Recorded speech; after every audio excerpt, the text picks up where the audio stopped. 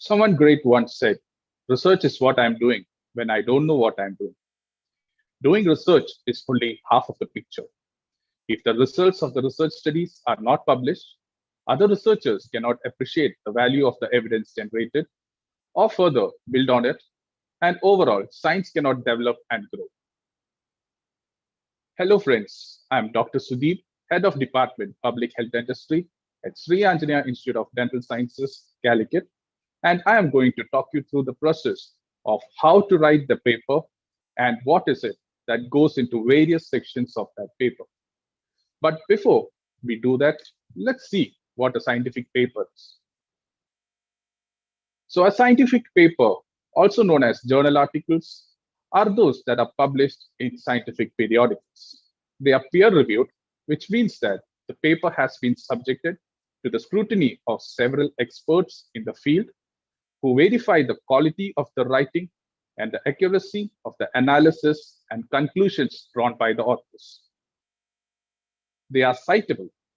That means that the content is stable and the journal is readily available in libraries and through the web. And there are standardized methods of identifying a particular article. They include citations. This means that the paper has frequently made references to previous publications and they are relevant to the topic that is being discussed. All cited works are listed in a reference section at the end of the paper.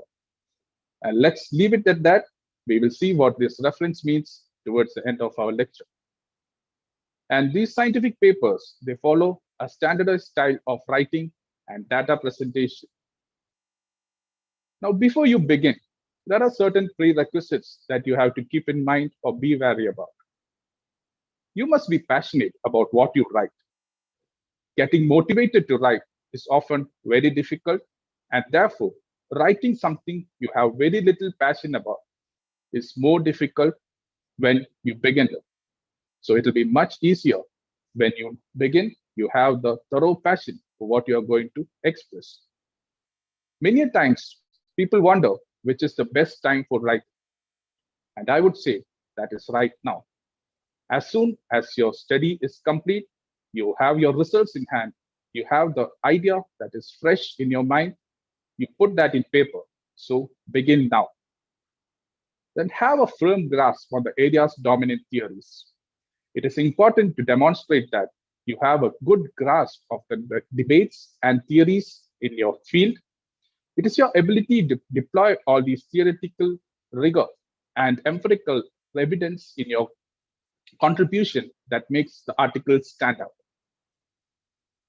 And lastly, it is important to know the journal and its requirements beforehand.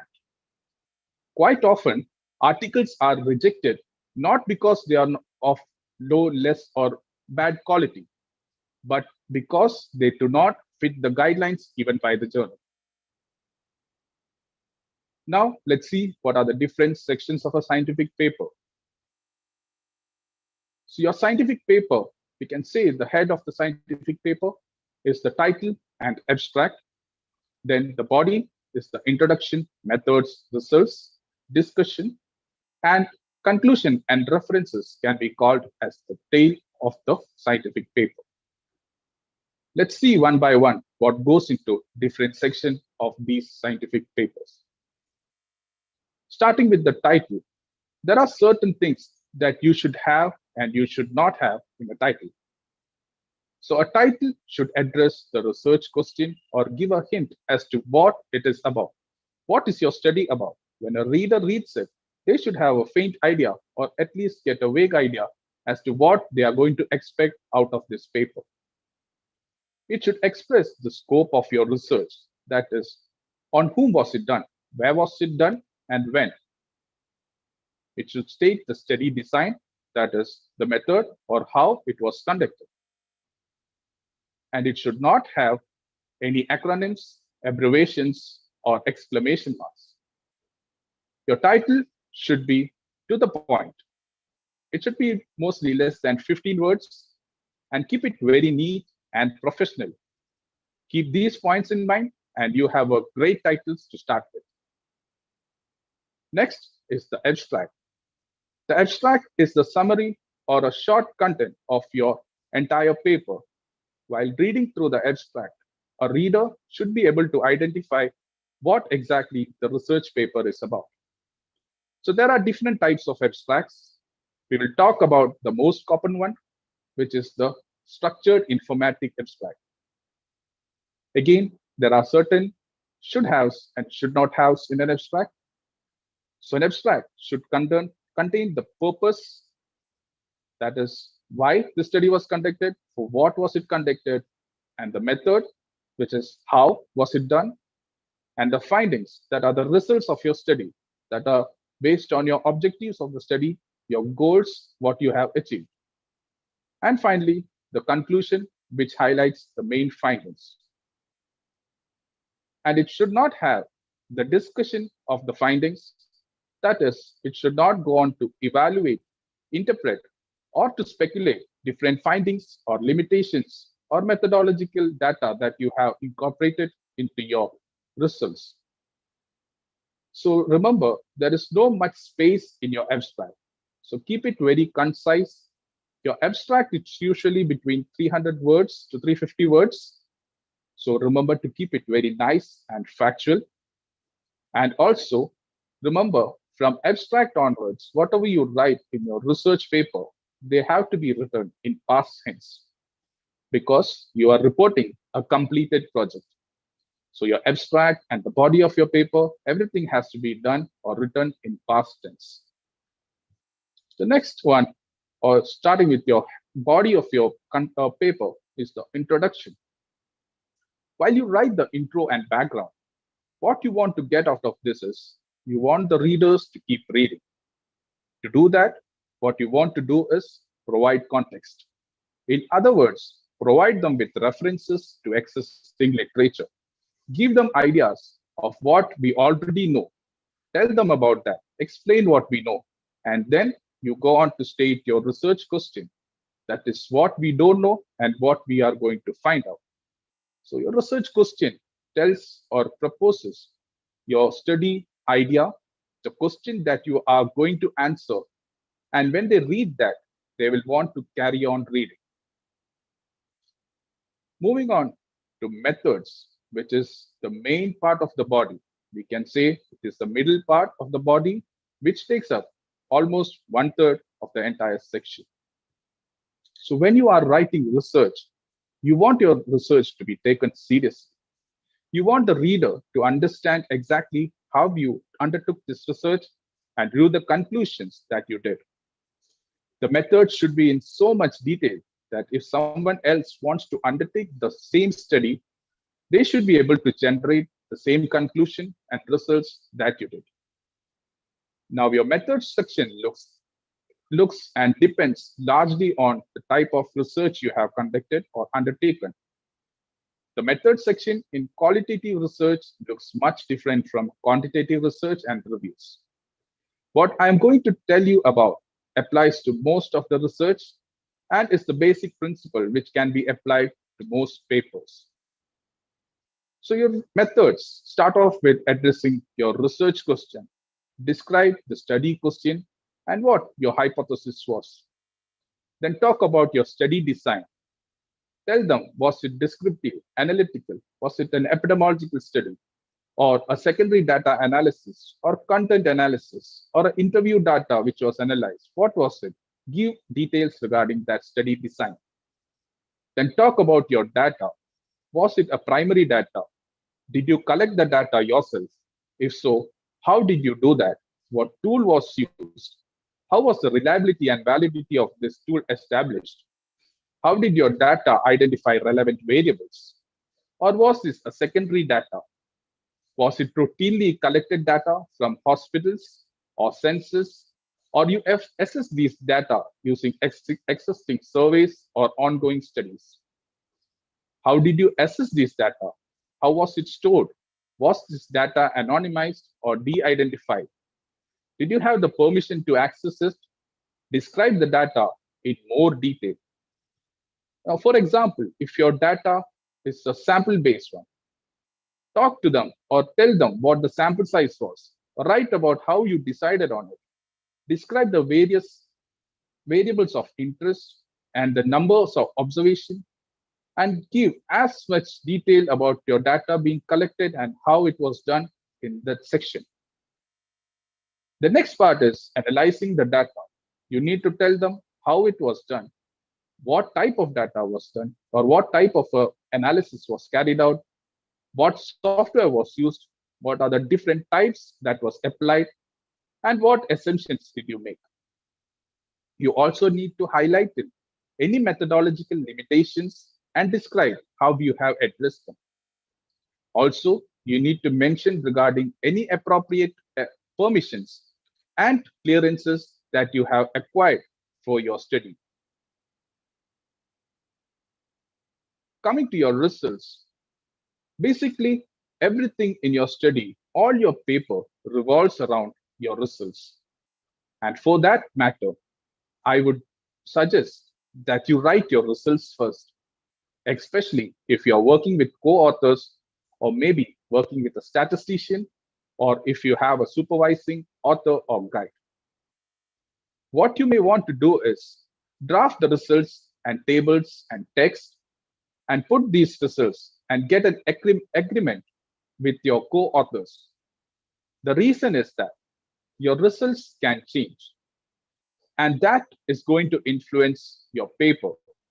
Now, your co-author might want you to add or remove certain aspect of the study, and if you have already written the entire paper, everything else has to change based on the modifications that you're going to make in your results.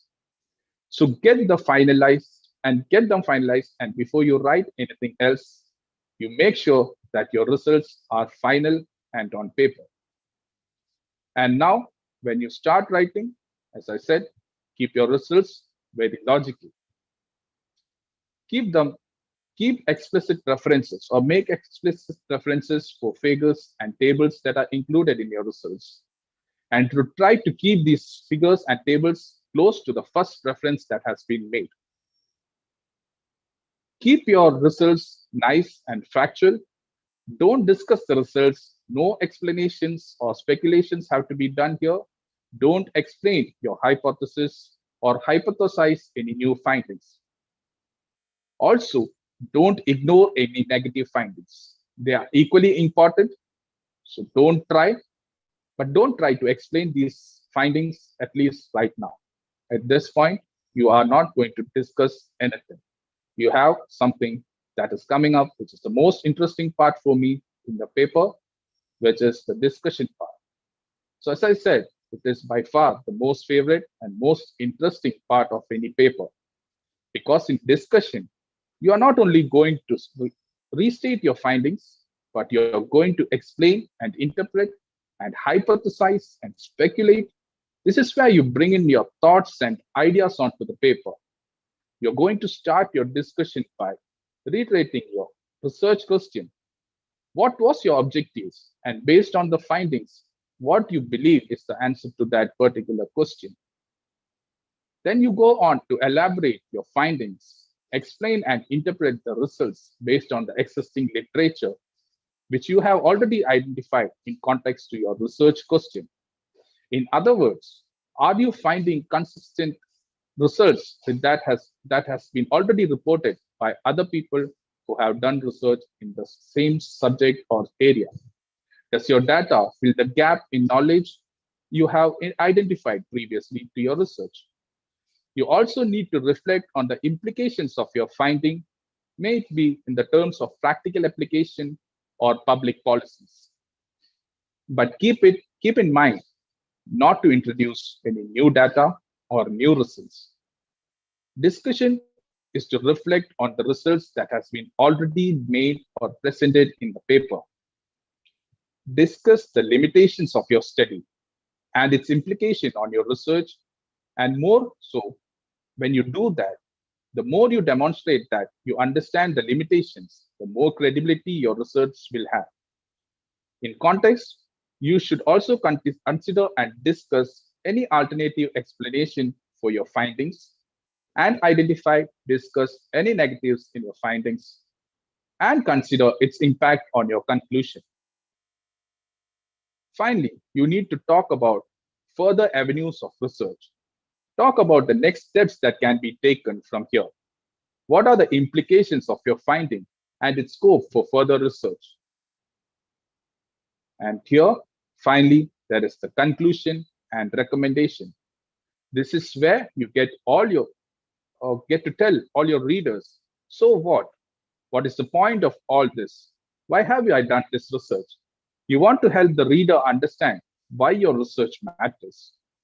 For that, you need to summarize your paper, state the answer to your research question, which you have already asked in your introduction itself.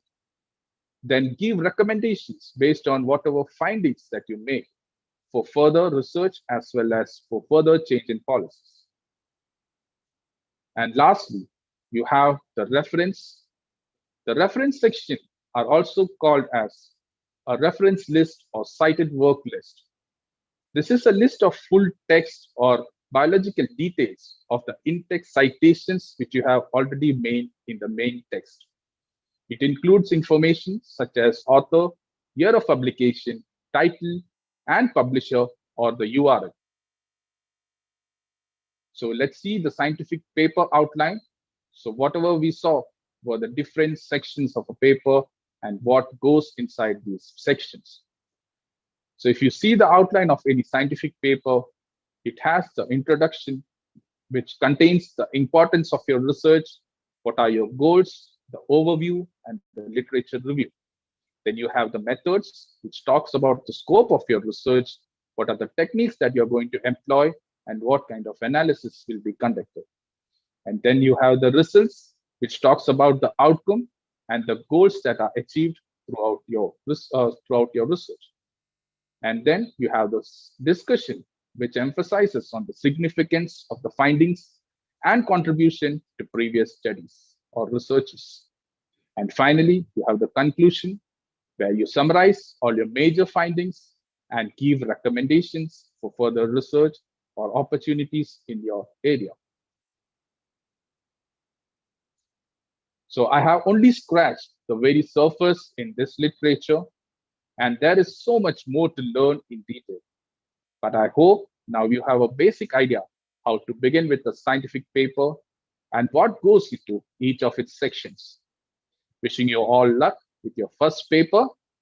And if you have any queries, feel free to mail me at dr.sudeepcb@gmail.com.